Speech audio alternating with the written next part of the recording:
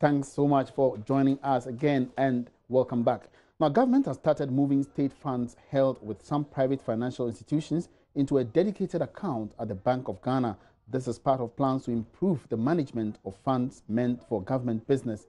There are fears this could cripple operations of some commercial banks in the country, but Joy Business George Wiafe reports there are indications the move may rather help improve credit of businesses.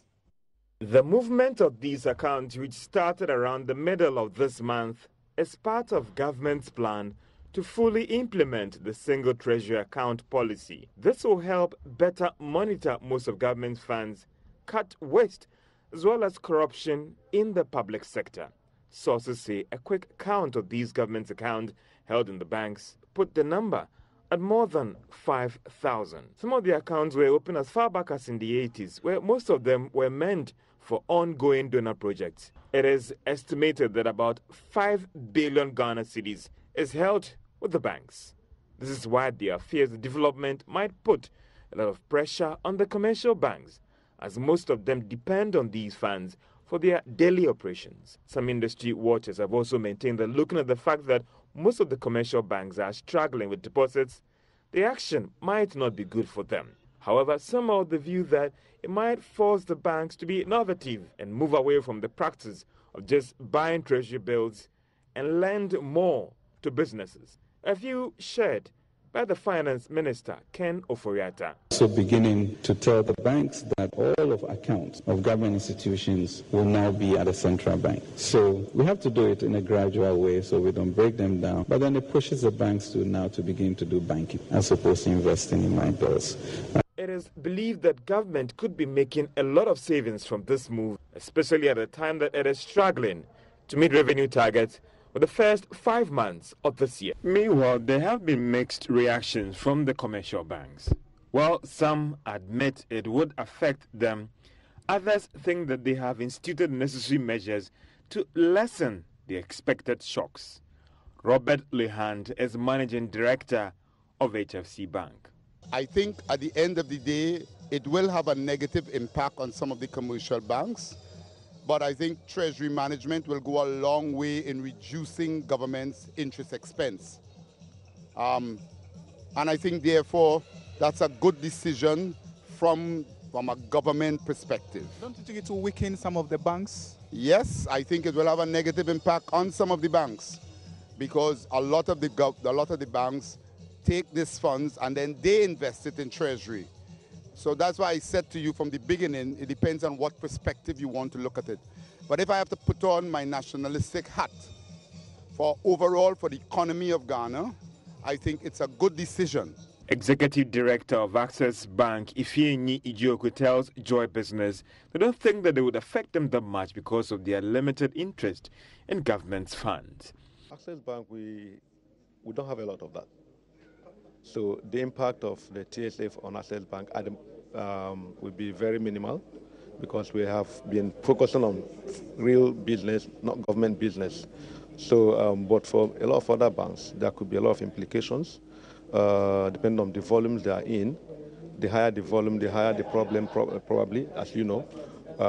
But it could well have also some liquidity issues, for a lot of banks. Managing Director of UBA, Abiola Bewa, is of the view that the situation will mean that banks would have to increase their business since it will affect their balance sheets. It will have effect on every bank because what will happen is that my balance sheets may grow smaller in terms of deposits that has been taken. Of course, it will affect every bank that is doing business with government right now. But I believe that the minister in his speech, if you remember, says that this will be done systematically. So I believe if they do that, banks will recover. You know that you have an idea of what will be living. So you can then run quickly to make sure you cover it up. So we are quite ready for that. Any strategies you are looking at to, overcome it? Well, it's to increase my business with other stakeholders like other customers, other corporate customers. So we are doing that. On his part, Managing Director of Royal Bank, Osaya Sefweje, suggests there should be a review of this policy, saying that it would hurt banks I am not too sure it's a good decision because you see, government is the biggest spender in this country, in our economy. Our economy is not adequately diversified when it comes to liquidity and resources. So I feel that in order to support the banking industry, which is a very, very important segment of our economic development, banks should be allowed to bank some of the MDAs and government agencies, concentrating every government account at central bank. To me, it wouldn't be helpful to the banking industry. I don't think it will be helpful because, as I said, the government should be in partnership with all sectors of the economy in order that we can all put our efforts together to develop. And I'm saying that liquidity is one of the key things that banks need. So, and government being the biggest spender, if everything is going to be concentrated at the central bank, then naturally the industry will suffer some liquidity. Well, whichever way you want to look at this, some have maintained that it would force the banks to improve credit to businesses in the country. Some fishermen at Jamestown here in Accra say the nationwide report of a shortage of premixed fuel has not affected their work. The Minister for Fisheries and Aquaculture, Elizabeth Afole-Kwei, has called on the fishing community to disregard speculations there is a shortage of premixed fuel. But what exactly is the situation on the ground? Joy Businesses Charles Aite, fishing folk of the fishing community in Accra, and has come through with this. Eba short to fuel Shibiane e babinu water lebiane Chitani government ni enye ba mo ayage biane kwakulu baba ni abaya wuagbeni osani premisa nye echila no keba o. Well, many time they short. O last weekend on a short ni Tuesday na akekuba, Wednesday akekuba o nagashi eba fine. Well, okay, autant the government take more about the more thing, but I can not buy if I onaga bientôt no lie about to like any be away osani kept every week one and every week one every week one petrol. Oh, but near Balena to like and I can be cocoa and Jalabanya Yanguelo. Dabi ene jalale kashi bina olele kashi katula o atukula yu jala nagano jibeni aonle. Well, aside the Premixed for signing your face or a which other challenges in your area? But you know about Light swan kwale igbawo ulemena wa denche was the government anya dumushi light so nanya stop kwa ayage wona ga fitin show binu ya no na fiu bia na bele na gradon light wa denche se ni government abomodeni stop light won qualify say J minister no nke akeshi ebe hanya gbe konya nya mo menu fio na kan ni bi minister sko yana kan gbe shi wona ko shifi mo ni yo na kan gbe ayageshi betone no tamagba ni bi fa mi stop shi ate fantage yani ate asun ye wa denche o won pa government fa ni bomodeni wonye stop light doju problem no face obi ani. All right. So I just spoke with Nilai, and he is the head at this very location where Premixed fuel has been sold right here at the Jamestown Fishing Harbour. He has been explaining to me the issues related to whether or not there's actually been a shortage, and he has clarified the situation. Yes, there was a shortage, but as you could see behind me, the Premixed fuel has been, delivered and it's been pumped into the various tankers and the various bottles by the fisher folk. He is therefore entreating on government to ensure that the delivery of these Premixed fuel is made in large quantities, since he explains that the quantity currently here, as compared to the number of fisher folk on the sea right here at the Jamestown Fishing Harbour, is not sufficient enough. My name is Emmanuel Kobibil. In Jamestown, British Accra. I'm a canoe owner. Those in the Chajimi. In Fita Premixed VI. In station C. Kajabini Ganya woman 6.5 months. Ni president in Bana. When I get Chagimo, I go. Jimmy by we are before. Those time, 2016 year. illegal fishing is strong. Or it disable.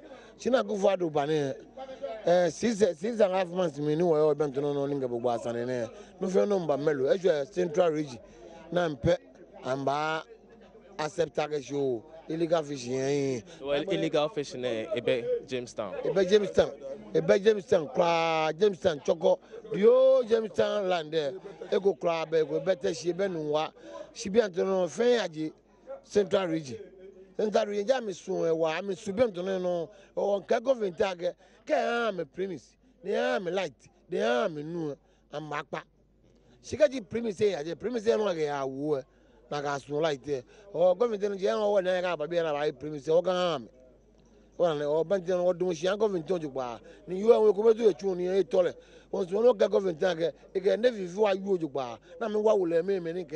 I'm forced to connect back illegal fishing. I'm going to petroleum. Let me disturb low when low your neighbor. Now, I'm a salona. I'm a wood, fishing toilets here. I mean, disturb will cry before like that.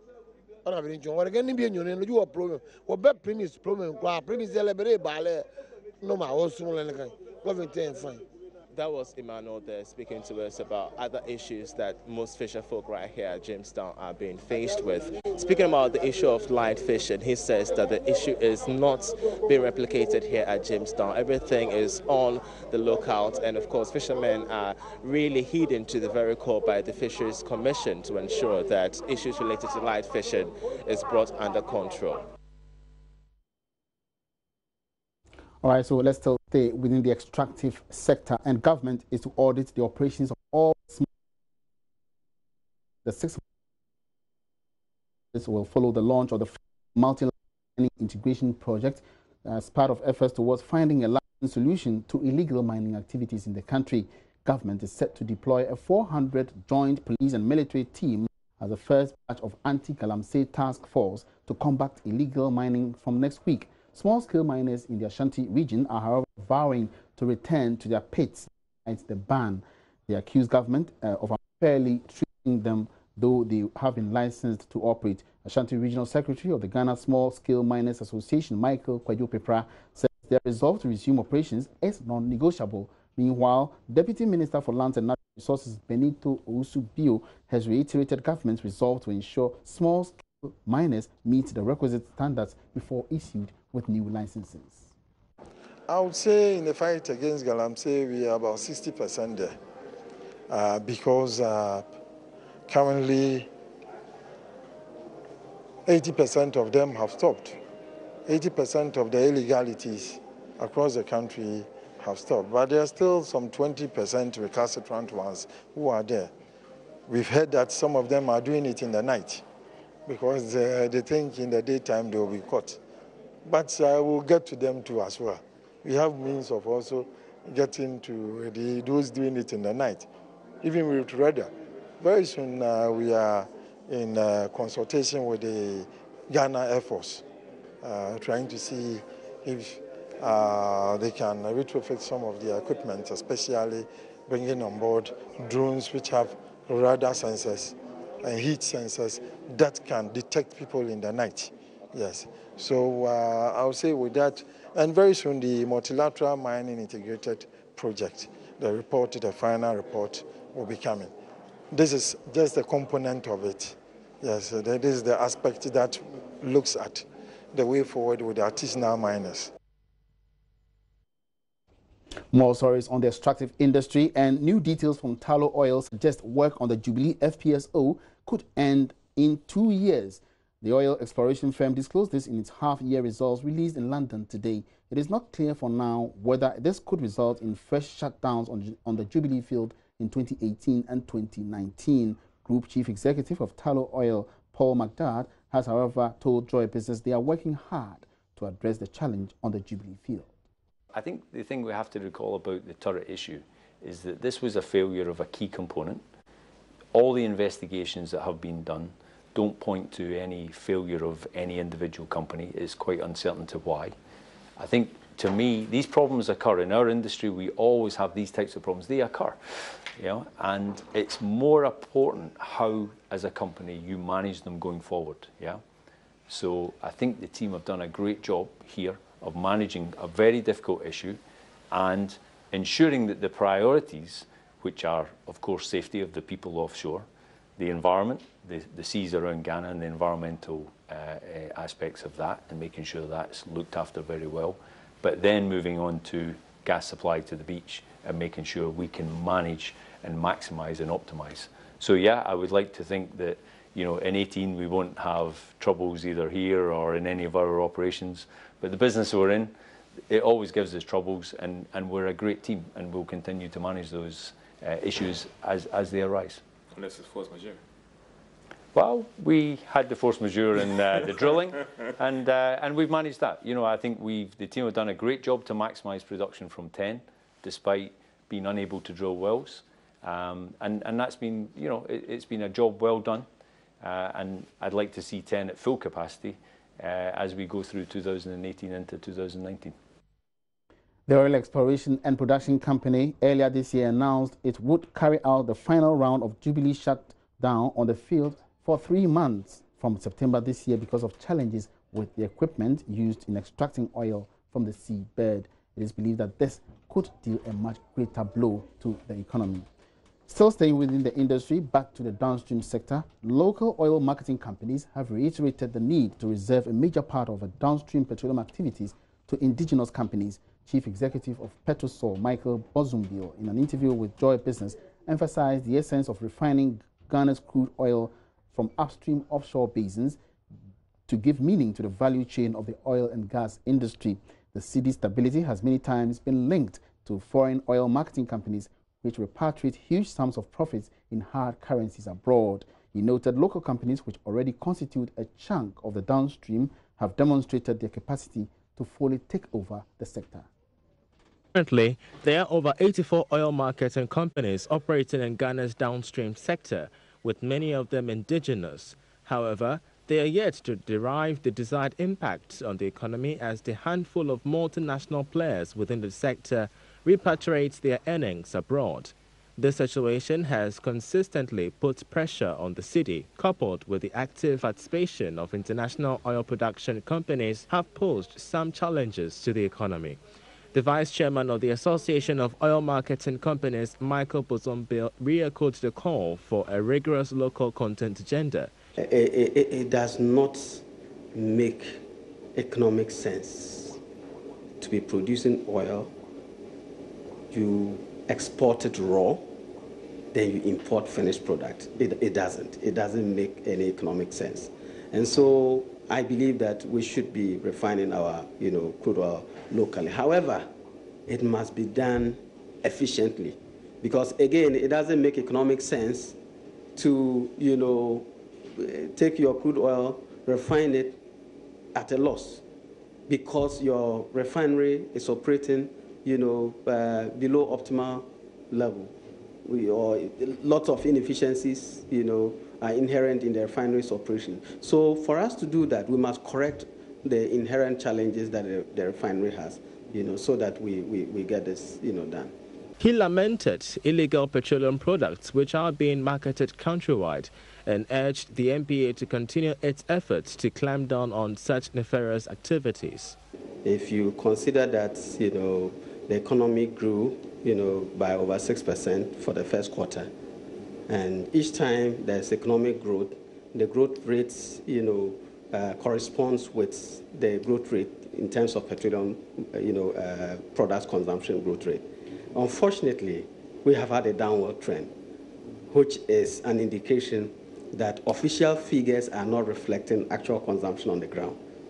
And that is because we have illegal products that are brought in, which are, have not been taxed, and people are selling them, through illegal means, and that is affecting our volumes.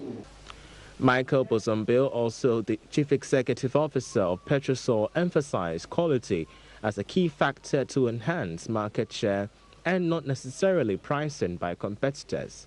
We have come to understand, based on our research with the consumers, that price is not the only determinant of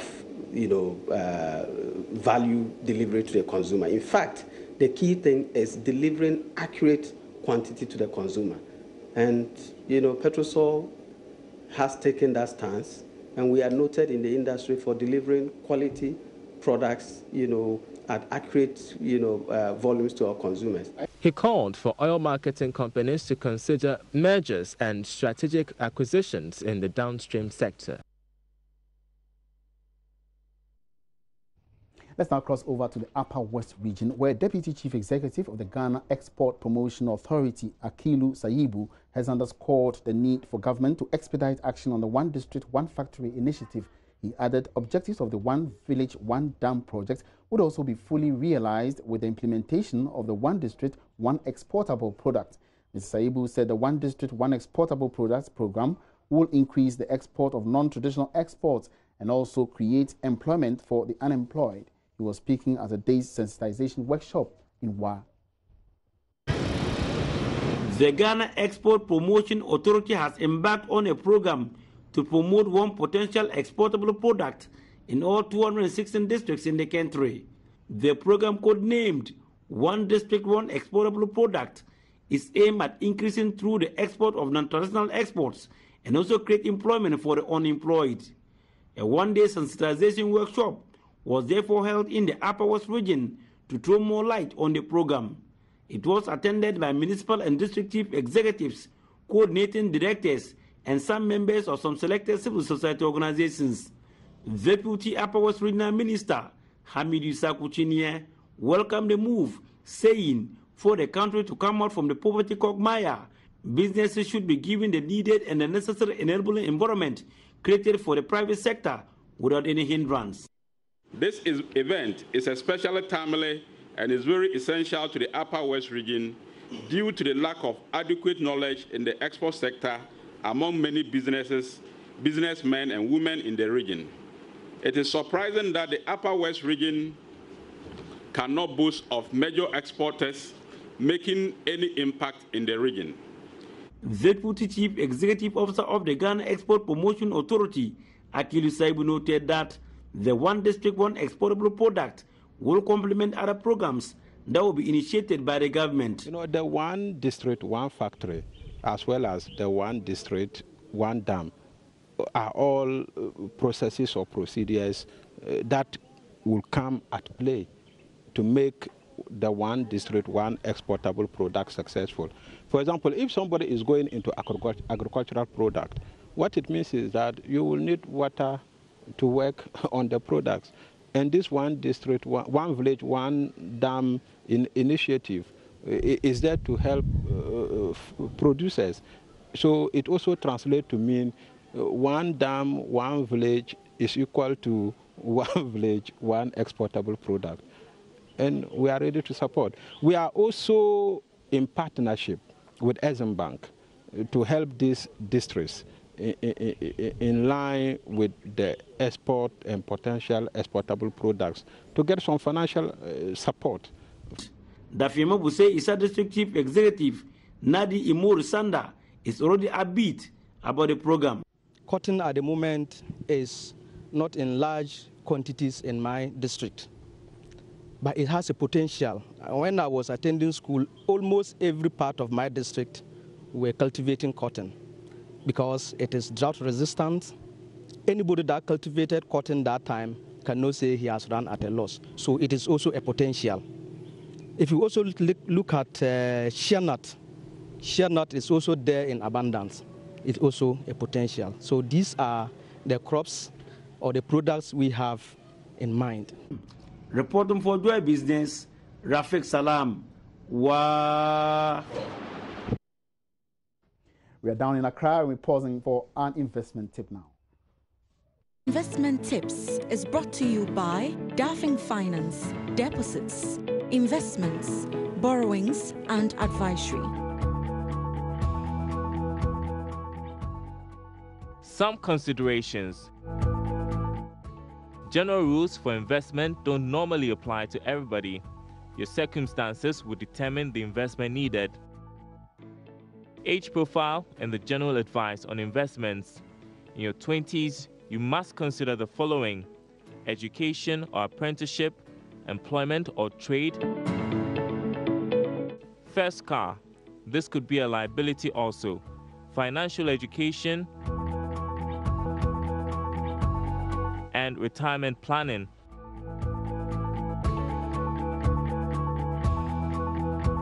Investment Tips was brought to you by Dauphin Finance, deposits, investments, borrowings, and advisory. Now, it's become very fashionable now to see women keep their natural hair, and Dorinda Mate is spearheading the movement. She is CEO of We Naturals, arguably Ghana's leading natural hair brand. She is our feature today on the Joy Business Fund. Let's have an excerpt. I always had a challenge with my relaxed hair. Not that it wasn't doing well, but it just didn't feel, I didn't feel like always going to the salon, always having to, I didn't really feel like doing all that. And that's how Dorinda Mate started to keep natural hair. And I love the control natural hair gave me. I just loved it. Dorinda began experimenting and later decided to share experiences on social media. And whatever I was learning, whatever I was doing to my hair, whatever was working, I'll just put it out there so that other people who are interested in the natural hair and want to go on the journey can also learn from my experience and then try the things I was trying. That in future would jumpstart her entrepreneurial journey.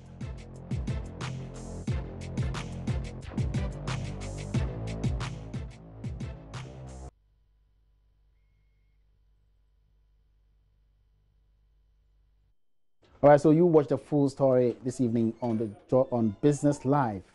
And we're going on to an international trade segment. And the president of Malta, Marie-Louise Correro-Preta, is in Ghana together with her spouse to strengthen bilateral relations and enhance economic cooperation between the two nations. The vice president, Dr. Mahamudu Bawumia, on Monday received and welcomed the president of the Republic of Malta and her spouse into the country when they touched down at the Kotoka International Airport in Accra. As part of their three-day visit, the Malta president will lead a delegation of companies in Malta who represent a range of business interests to explore opportunities emerging in Africa and invest in such opportunities. Ghana and Malta hope to introduce products and services in each other's economies. Ghana is the first country in recent history to have invited a sitting Maltese head of state and also the first sub-Saharan country to establish a high commission in Malta. We'll bring you more on this development in our subsequent bulletins. And that will be it for this afternoon's edition of the Marketplace. Many thanks for your company, and I hope you did enjoy the package. Do join me again same time tomorrow. My name is Emmanuel Apuaji Yafi. We'll come your way again. Good afternoon.